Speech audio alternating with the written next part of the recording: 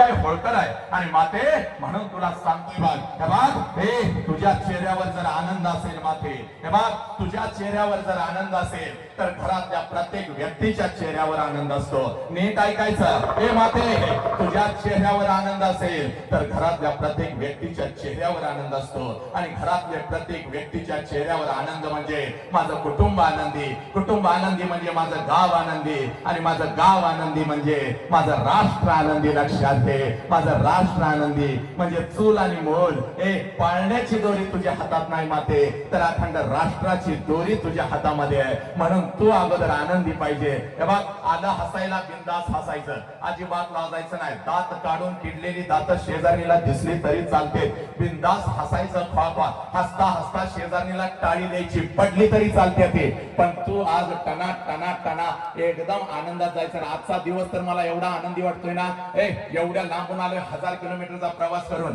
पण समोर बघितल्या एवढा आनंद झाला. एक ही पहिलीचं पोरग नाही, दुसरीचं पोरग नाही, तिसरीचं पोरग नाही, आनंद झाला. कॉलेजची 10,000 पोरं अशी मुठीत पकडतो, पण पहिली दुसरीची पोरं बघितली की पाय लटलटायला लागतात, कारण ही कार्तिक कधी काय करतील याचा अंदाज नाही. लक्षात घ्या, मागच्या वेळेला रत्नागिरी जिल्ह्यामध्ये कार्यक्रमाला उभा होतो. 8-10 हजार कॉलेजची पोरं अशी माझ्या मुठीमध्ये होते, मध्ये खुर्ची टाकलेली होती, खुर्चीवर उभा होतो आणि व्याख्यान असं रंगात आलेलं होतं. आणि एक पहिलीचं कार्ट कुठनं रांगत आलं माझ्या खुर्ची खाली जाऊन बसलं होतं, कोणाला असं माहित नाही. व्याख्यान रंगात आल्यावर खालनं मला म्हणतंय, साहेब मागणं पॅन्ट फाटल्या तुमची. उडी टाकली खाली. कधी फाटल्या म्हणलं काय माहित, हात लावून माग बघितलं व्यवस्थित होते, म्हणलं कारट्या कुठं फाटल्या रे, तर मला म्हणतंय कसं फसवलं, थोबाड फोडीन म्हटलं. पण आज मी ज्या वेळेला इथं बघतो त्यावेळेला आनंद आहे. आणि म्हणून मातानं वसंत हंकारी आला फक्त हसवून गेला असं होता कामा नये. म्हणून आज माझ्या पोरी तुझ्या काळजामध्ये थोडीशी आग पेरायला आलोय बघ.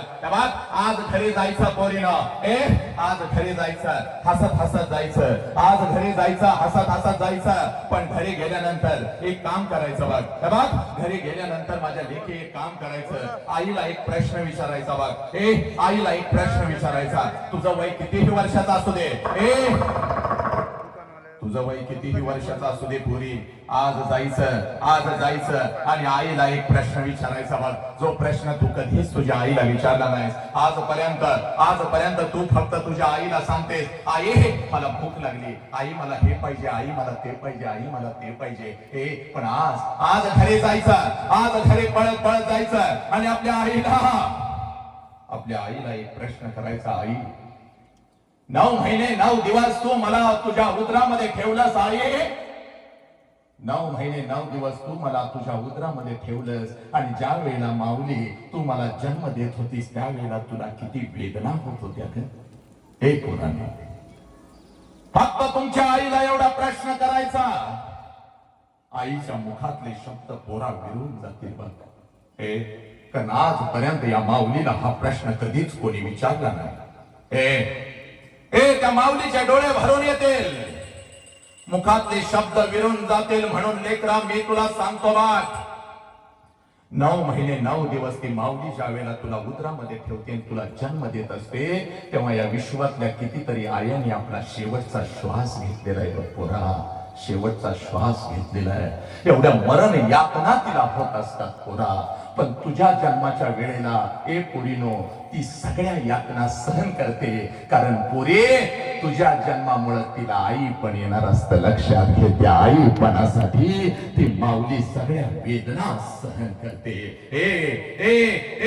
तुझा जन्म झाल्यानंतर तुझ्या गालाचा पहिला मुका जर कोणी घेतला असेल, तुझ्या गालाला पहिला स्पर्श जर कोणी केला असेल, तर त्या माऊलीचं नाव आई आहे पोरा, त्या माऊलीचं नाव आई आहे. आणि तुला उचलून घेतल्यानंतर तुझ्या गालावर जर पहिला अश्रू कोणाचा पडला असेल, तर त्या देव माणसाचं नाव बाप आहे पोरा, त्या देव माणसाचं नाव बाप आहे. ही आई आणि हा बाप आज तुझ्या काळजावरती पेरायला आलोय बघ. ज्या आईनं मला जन्म दिला, ज्या बापानं मला जन्म दिला, तो आई बाप आज तुझ्या काळजावरती पेरायला आलोय पोरी, तो आई बाप आज तुझ्या काळजावरती पेरायला आलोय.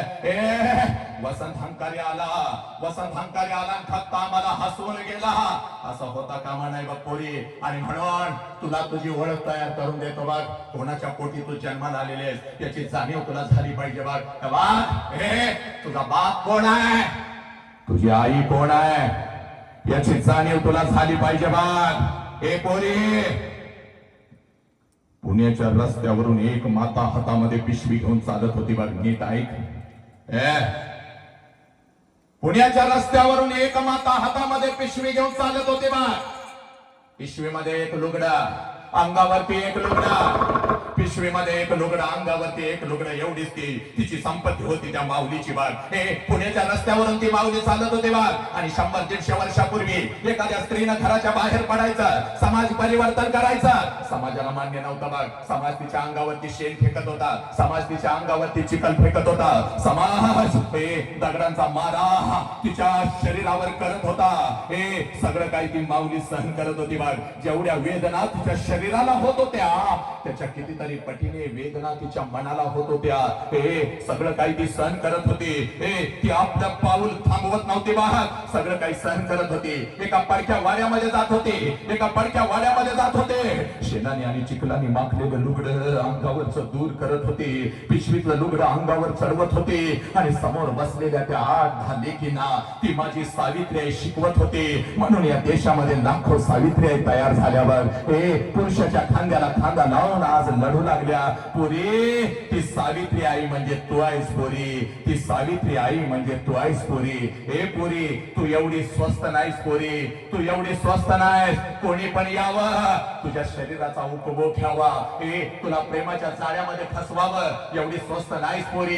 हे कोणी पण यावं, तुझ्या शरीराचा उपभोग घ्यावा, तुझ्या आई बापाच्या तोंडावर तुला थुंकायला लावावं, तुझ्या शरीराचे तुकडे तुकडे करावे, कुत्र्या मांजरांना खायला घालावे, फ्रीज मध्ये भरून ठेवावे.